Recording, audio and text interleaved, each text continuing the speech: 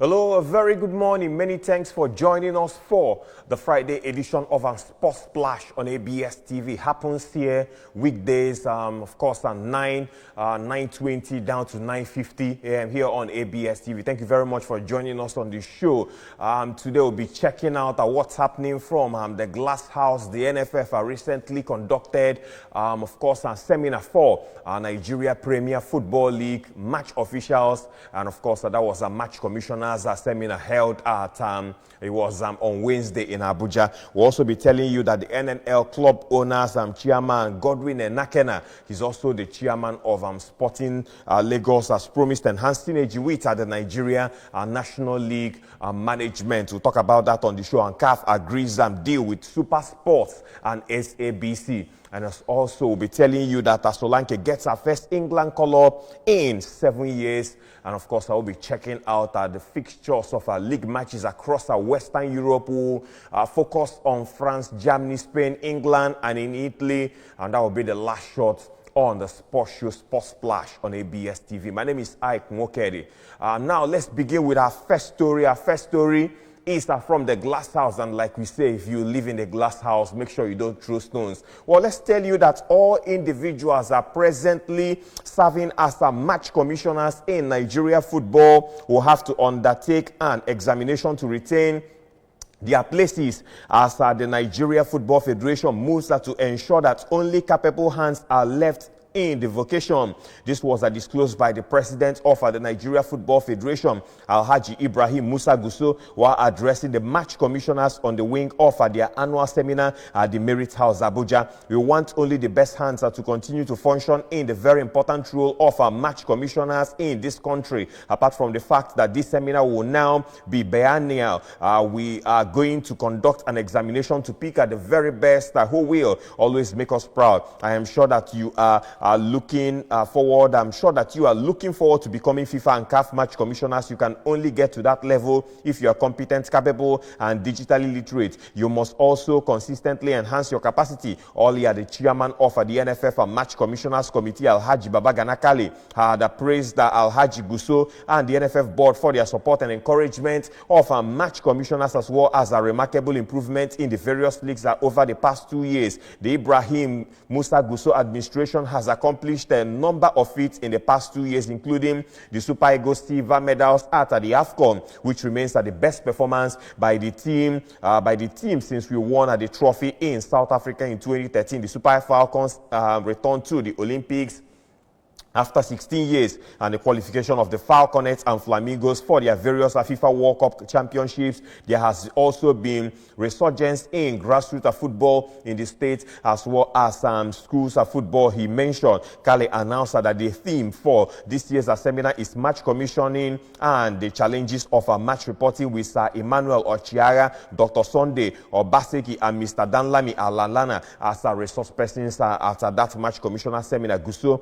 later announced that match commissioners who passed the upcoming examination, as well as referees and referee assessors, will be presented with new kits being sponsored by Premium Trust Bank, official bank of the NFF and the national team. Present as well at the occasion, we are the NFF first vice president, Chief Felix Anyansiago, NFF second vice president, Honorable Bwenga Elebweleye, member of the NFF executive committee, Alhaji Sherif Rabi Inowa, NFF general secretary, Dr. Mohammed Sanusi, member of the NFF Executive Committee and Vice Chairman Match Commissioners Committee, Alhaji Ganiyu Maje Kondumi, members of the committee, Barrister Paul Ede, Alhaji Sabo Abdullahi Duse, Chief Kenneth Anwon Mosha, Mr. Davidson Owumi, who happens to be the CEO, and Alhaji Idris Abdullahi Musa. Yes, Davidson Owumi is the CEO of the MPFL. And then we also had Dr. Obioma Onyagala, chairman of Bauchi State Football Association. Mr. Patrick Pascal was also there, and chairman of the Anambra State Football Association, Chief Chikeluo Ilenyos, fondly known as the General, and the NFF Director of Communications, Dr. Ademola Olajire. Yes, of course, it was a great event out there in Abuja. Match commissioners trained. They also wrote examinations, and then the NFF equally revealed that their latest deal with a Premium Trust Bank, how Premium Trust Bank will dress a match match commissioners for the ongoing 2024-2025 Nigeria Premier League football season, with our match commissioners donning all black outfit, and with those that will officiate in the continent having a top a green jacket, well decorated. We'll be watching out for that. So there are some moves and transformations that are being done in the Nigeria Premier Football League, all made possible by Alhaji Ibrahim Musa Gusso, NFF president. And Super Eagles interim coach Augustine Eguavon has outlined the conditions under which he might accept a full-time job as the head coach of the Super Eagles. Eguavon, who is currently tasked with leading the team through the 2025 AFCON qualifiers against Libya after securing 4 points in the first 2 matches, has stated that he would consider a permanent position only if certain requirements are met. He explained that these include a long-term contract, patience, and consistent support from the Football Association, and the 3-time head coach Eguavon bemoaned not having been given enough time to fully carry out his vision for the squad. In 2006, I was in charge of for 6 months, he stated, and of course, every other time it was just 2 months or 2 or 3 games. Clemens Westerhoff had 5 years, Genotru had 6 years. They got time, but I never had 2 straight years. He said, Eguavon also said that he would do his very best to ensure that Nigeria, of course, qualify for the major events, be the African Nations Cup and the World Cup, if he's in charge of football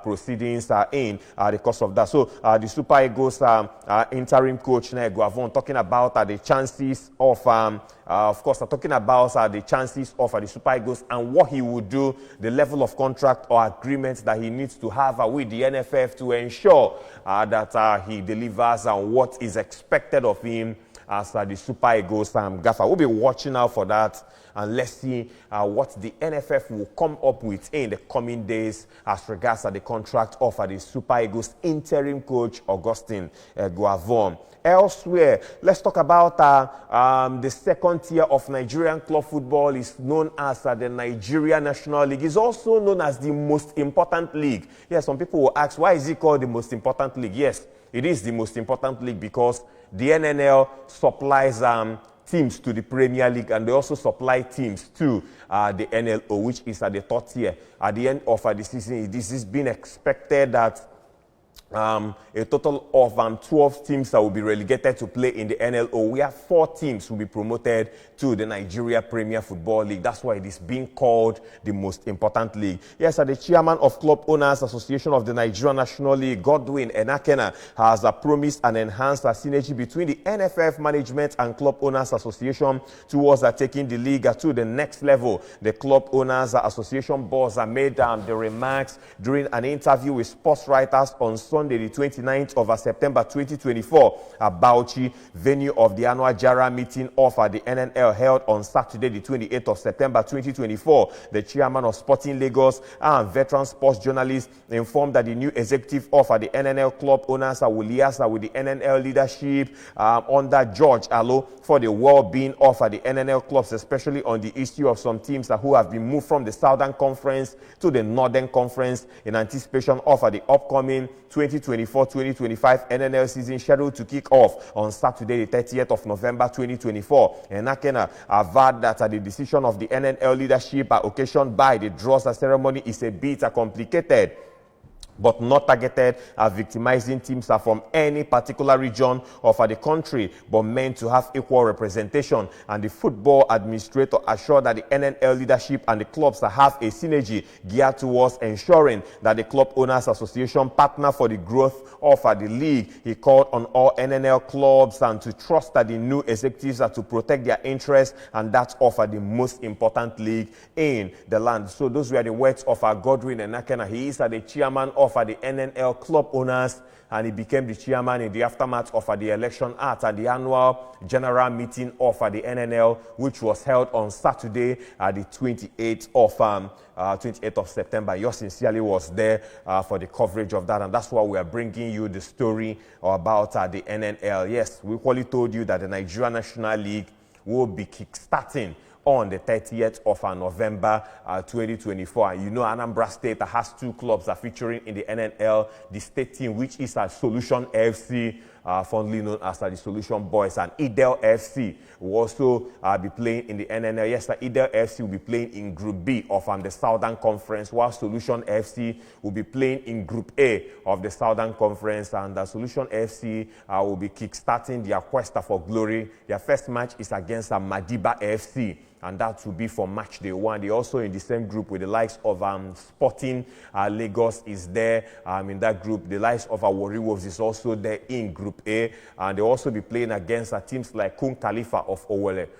We also have Dakada FC will also be there playing in Group A of the NNL. That's the Southern Conference. That's where Solution FC will be playing. It is 9 per group, a total of 36 clubs that will be featuring in the 2024-2025 season of the Nigeria National League. So we'll be following up and we'll keep you posted about the team's preparations, Solution FC, Idel FC, in the days ahead. Well, let's tell you that Ademola Lookman, as we move on to Nigeria players abroad, gave a modest assessment of his performance in the UEFA Champions League on Wednesday after he helped Atalanta to a 3-0 victory over Shakhtar Donetsk in Gelsenkirchen. And the Nigerian international set up Berat Jimsti for the opening goal of in the 21st minute before getting on the score sheet himself. Also in the final minutes of the first half at the Veltins Arena will hear.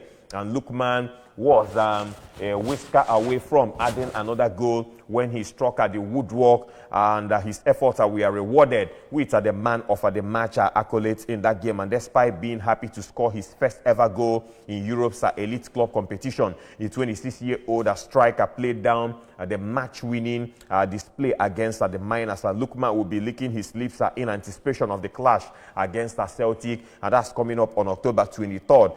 Having seen the Scottish Giants humbled by 7-1 by Borussia Dortmund, and it was on Wednesday night. And let's leave there now. Let's go to the continent.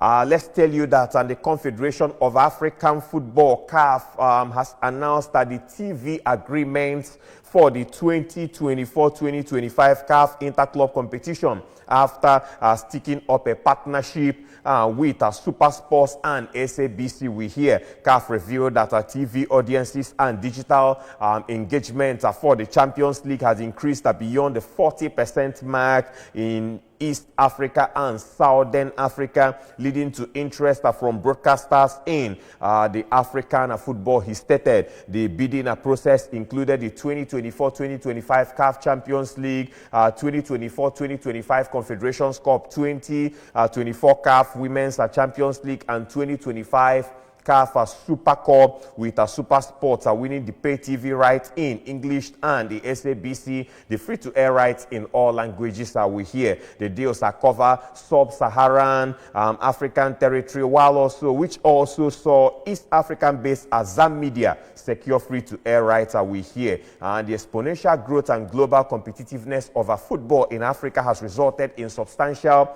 interest from major African and international broadcasters in African football. CAF President Patrice Motsepe said in a statement, and Super Sports, SABC, Azam Media have been participating actively or competitively in the CAF media rights bid, and CAF welcomes them all as partners joining a number of CAF media's rights and holders. He said, we are committed to ensuring that CAF's competitions, including its broadcaster products, are world-class, said Patrice Motsepe, CAF president. And lastly, on the African scene, let's tell you that Cameroonian icon Samuel Eto'o has been banned for 6 months by the International Federation of International Football Association, FIFA. Eto'o, who is the president of the FECAFOOT, the Cameroonian Football Federation, has been sanctioned following breaches of 2 articles of the World Governing Body's disciplinary code.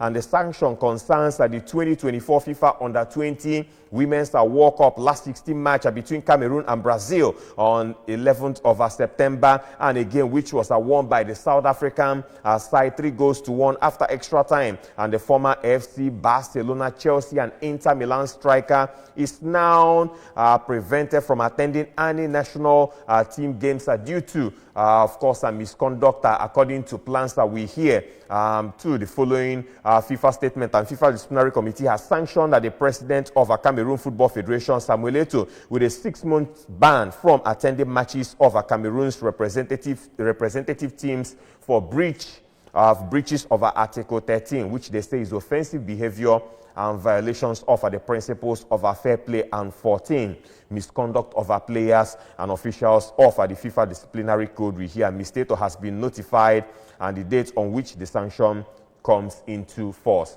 We'll take a break on Sports Splash on ABS TV. When we'll come back, we'll go to the last story on the African scene and then international scene, and we'll also serve you the fixtures of league matches across Western Europe, and that's on the flip side. We'll be right back.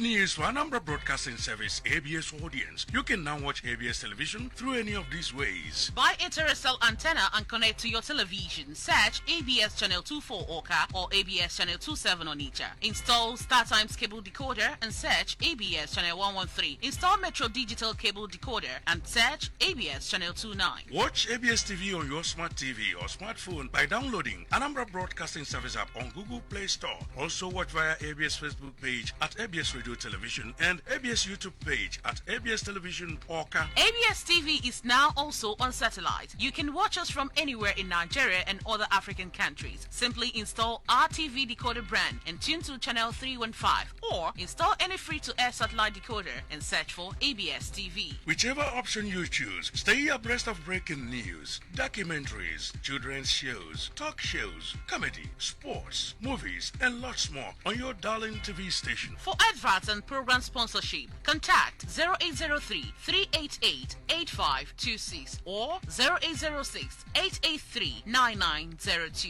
ABS, Heartbeat of the East.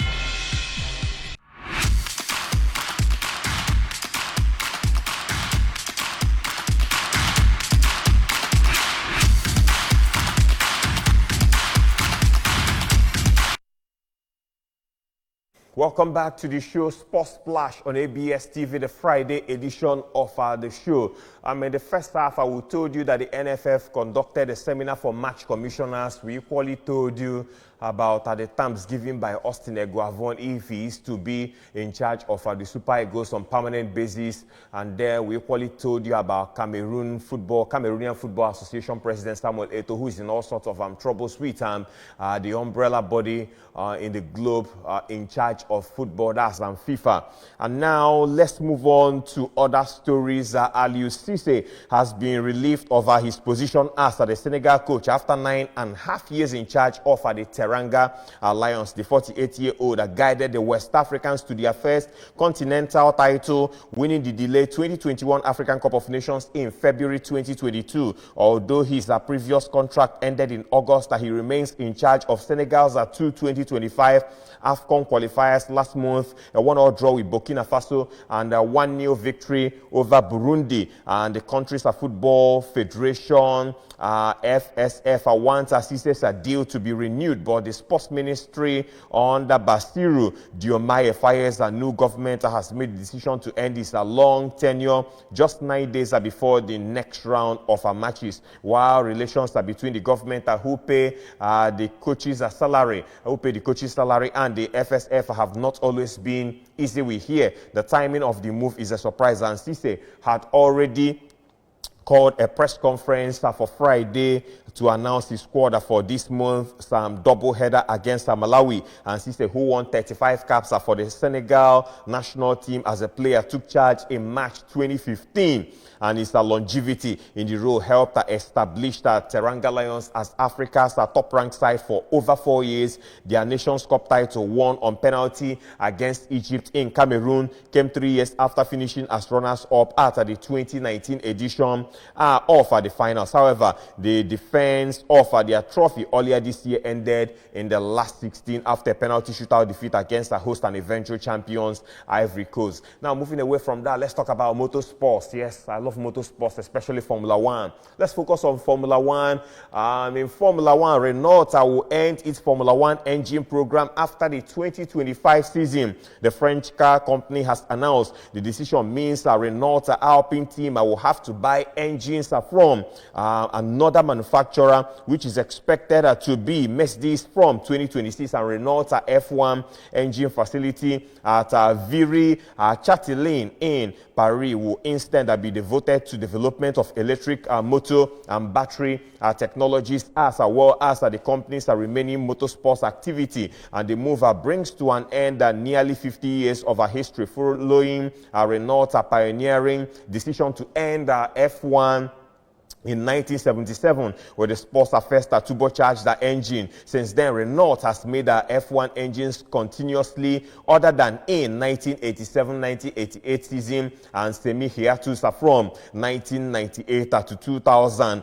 We hear Renault owned the team also won drivers and constructors title doubles with Fernando Alonso, and that was in 2005 and 2006. And the decision to end the F1 engine program comes after a decade of limited success for Renault and Alpine in F1 since the advent of a hybrid power unit in 2014 and the competitive decline of the company's team in recent years. We hear. Moving on to the world of tennis, and Coco Gauff is through to the semi-finals of the China Open for a second consecutive year after coming from behind to beat Yulia Starodubtseva. Fourth seed Gauff has lost the first set of the quarterfinals, and that was on Thursday, but fought back to beat the Ukrainian qualifier 2-6, 6-2, 6-2, and the American ranked 6th in the world has had a difficulty having failed to reach a Grand Slam final and losing in the third round of the Paris Olympics. And Gauff, at 30 years of age, will face 15 seed Paula Badosa in Saturday's semi-final for a spot in her first final since winning in Auckland in January. Badosa reached the last four by defeating China's Zhang Shuai in straight sets in the match, and the Spaniard saw off the wild card at 6-1, 7-6 in 1 hour 23 minutes, although she had to fight back from 1-3 down in the second set. Badosa was ranked at 140 in the world earlier this year, but has risen to 19th after 28 wins and 35 matches since May. The remaining quarterfinals will take place this Friday, with top seed Irina Sabalenka facing Carolina Muchova and Mira Andreeva taking on fifth seed Hui Wenzheng. Meanwhile, Britain's Millie Harris exceeded the Shanghai Masters in the opening round, losing 6-3, 6-4 to Italy's Mattia Bellucci in their match. And lastly, in the world of tennis, Carlos Alcaraz came from a set down to edge out world number one Yannick Sinner in a dramatic China Open final. Alcaraz, 21 years of age, continued his fine run of a form against the Italian and has now won each of their last three encounters after coming through 6-7, 6-4, 7-6 in their match. Elsewhere, Great Britain's Dan Evans was knocked out in the first round at the Shanghai Masters. We hear having come through qualifying. Evans, at 34 years of age, forced a deciding set, which he led 4-2, but eventually lost out in the tie-break against Brazil's Thiago Sebotowild, who won 6-2, 4-7, 7-6 to set up a meeting with Russian world number 5 Daniil Medvedev. And lastly, in the world of football, let's tell you that Tottenham striker Dominic Solanke has been named in the Castle's England squad for this month's Nations League match against Greece and Finland. We hear it is the first the striker's first call up since he earned his only cap a substitute appearance. It was against Brazil in 2017 during the time at Liverpool. Aston Villa midfielder Morgan Rogers is absent despite his fine start 2 this season, while Manchester United defender Harry Maguire, Tottenham playmaker James Maddison, and Crystal Palace winger Ebere Eze also missed out. And Kyle Walker, who has 90 England caps but was left out of Carsley's first squad, has earned a recall, while Real Madrid's Jude Bellingham has been selected after missing September's fixtures through injury. And Carsley made a strong start to this time as an England interim manager with victories against Finland and the Republic of Ireland in September in the Nations League. And the Three Lions host Greece at the Wembley on the 10th of October before playing Finland in Helsinki on the 13th of October. Let's check out the full squad. The full squad will have Dean Henderson, Jordan Pickford and Nick Pope off. Crystal Palace, Everton and Newcastle United respectively. Defenders Mark Guehi of Crystal Palace, Enzi Konsa off. Aston Villa, John Stones of Man City, Trent Alexander-Arnold of Liverpool, Levi Colwill of Chelsea, Rico Lewis of Manchester City, Kyle Walker of Man City. Midfielders will have Conor Gallagher of Atletico Madrid, Kobe Mainoo of Manchester United, Declan Rice of Arsenal, Cole Palmer of Chelsea, Morgan Gibbs-White of Nottingham Forest, and Angel Gomez of Leo, Locks Metropole, Phil Foden of Man City, and Jude Bellingham of Real Madrid, and Jack Grealish of Manchester City constitute the forwards. Who have Anthony Gordon, Newcastle United, Harry Kane, Bayern Munich, Noni Madueke of Chelsea, Bukayo Saka, Arsenal, Olio Watkins, Aston Villa, and Dominic Solanke of Tottenham Hotspur. And now time for us to check out the league fixtures across Western Europe. Marseille will take on Angers this Friday, and Eastern Etienne taking on Auxerre. Lille is at home to Toulouse. Elsewhere is Rennes taking on Monaco. Nantes is at home too. Nantes is away on the road, I beg your pardon, to Lyon. That match will be played at the Stade Gelon. Elsewhere is Brest taking on Le Havre. Watch out for Reims, Montpellier. Strasbourg is at home to Lens, and Nice will take on PSG. In the German Bundesliga, we'll have Augsburg at home to Borussia Mönchengladbach. Bayer Leverkusen will take on Kiel. Union Berlin will take on Borussia Dortmund. Bochum is at home to Wolfsburg. Werder Bremen will take on Freiburg. St. Pauli will take on Mainz. Heidenheim will host Leipzig. And Eintracht Frankfurt is at home to Bayern Munich. And VfB Stuttgart will take on Hoffenheim. And in Italy, matches will be played in Italy. We'll have Napoli taking on Como, and of course Hellas Verona will take on Venezia. Udinese will take on Lecce. Atalanta is at home to Genoa. Inter will play Torino. Juventus is at home to Cagliari. Bologna will play Parma. Lazio is at home to Empoli. Monza